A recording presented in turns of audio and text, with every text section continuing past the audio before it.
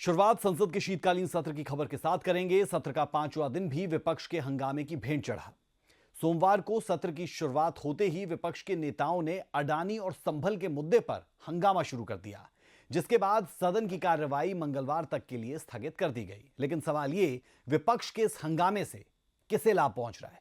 जनता के चुने हुए प्रतिनिधियों का संसद में इस तरह का रवैया, सदन में मुद्दे उठाना जरूरत रहती है और इसकी मनाही भी नहीं, लेकिन किसी एक खास एजेंडे के तहत सदन की कार्रवाई चलाने की मांग करना कितना जायज है, इससे भी पर्दा उठाएंगे।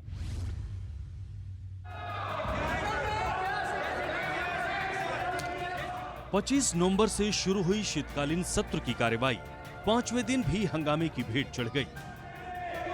Question number 81 Shri ji Lakshmi Narayan. Thank you speaker ji. सोमवार को सुबह 11 बजे सत्र की शुरुआत के साथ ही विपक्ष के नेताओं ने हंगामा शुरू कर दिया। Thank you sir. इस दौरान स्पीकर की ओर से शांति की अपील भी की गई, लेकिन जब हंगामा शांत नहीं हुआ तो सदन की कार्रवाई पहले 12 बजे तक के लिए और फिर 3 दिसंबर तक के लिए स्थगित कर दी गई। माननीय सदस्यगणों, प्रश्नकाल आपका समय है। मैं आग्रह करता हूं कि प्रश्नकाल को आप चलने दें। कृपया अपनी अपनी सीट पर विराजें। वही हाल राज्यसभा का भी रहा। विपक्ष के हंगामे की वजह से मात्र 15 मिनट चली कार्रवाई के बाद सदन को 3 दिसंबर तक के लिए स्थगित कर दिया गया। During the period, over 4,300 papers were laid on the table. I am pained to state that nearly 22 hours were lost due to avoidable disruptions, adversely impacting our overall productivity, and finally stood at 79%.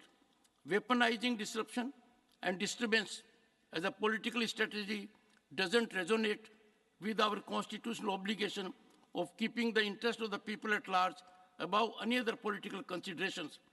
Honorable members, in line with our progressive initiatives of previous sessions in this session as well, we have ensured that our esteemed lady members would continue to represent 50% of the panel of vice chairpersons and the table of the House. My thanks also to Secretary General and his entire team of officers who have ensured seamless functioning of this session with utmost dedication. I wish each and every one of you Merry Christmas and a Happy New Year 2024. I am sure I am not alone in expecting 2024 will be a different year in a sense that continue wholesomely for the prosperity of Bharat, and this House plays a constructive role in delivering so. Thank you. जय हिंद। संसद के दोनों सदन में विपक्ष के हंगामे का आलम यह है कि 25 नवंबर से शुरू हुआ शीतकालीन सत्र 5 दिनों में करीब 40 मिनट तक ही चल पाई है। यानी हर दिन औसतन 10 मिनट सदन की कार्रवाई चली है, और वो भी हंगामे के बीच। ऐसे में सवाल उठना लाजमी है कि आखिर विपक्ष चाहता क्या है।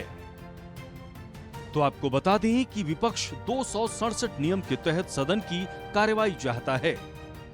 यानी इसे सीधा और सरल शब्दों में समझें तो विपक्ष सत्र की शुरुआत में प्रश्नकाल नहीं चाहता है और सीधा अपने मुद्दों पर सरकार से जवाब चाहता है, जबकि स्पीकर का कहना है कि प्रश्नकाल के बाद विपक्ष अपनी बात पूरे इत्मीनान से रख सकते हैं। अब सवाल यह है कि लोकसभा में प्रश्नकाल क्या होता है, जिसके तहत स्पीकर सदन की कार्रवाई चलाना चाहते हैं।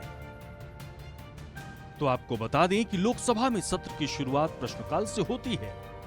इसमें देश के कोने कोने से आए सांसद अपने संसदीय क्षेत्र से जुड़े मुद्दों को लेकर सरकार से संबंधित मंत्री से सवाल जवाब करते हैं। उदाहरण के लिए गरीबों को पीएम आवास का कितना लाभ मिला, कहीं पुल का निर्माण जरूरी है तो क्यों नहीं हो रहा है, इलाके में रेलवे का काम कब पूरा होगा, गरीबों के स्वास्थ्य लाभ से जुड़े मुद्दे, सड़क, बिजली, पानी इत्यादि की समस्या को लेकर सवाल, यानी वो सब कुछ जो जनहित से जुड़े हों। एक चुना हुआ सांसद प्रश्नकाल के दौरान सरकार से पूछ सकता है और इस पर सरकार को अपना जवाब देना होता है। लेकिन विपक्ष का कहना है कि हमारे लिए प्रश्नकाल से ज्यादा जरूरी अडानी और संभल हिंसा है। इस वजह से संसद सत्र लगातार हंगामे की भेंट चढ़ रहा है, जिससे आम लोगों की करोड़ों रुपए का नुकसान हो रहा है। ब्यूरो रिपोर्ट, सूर्या समाचार।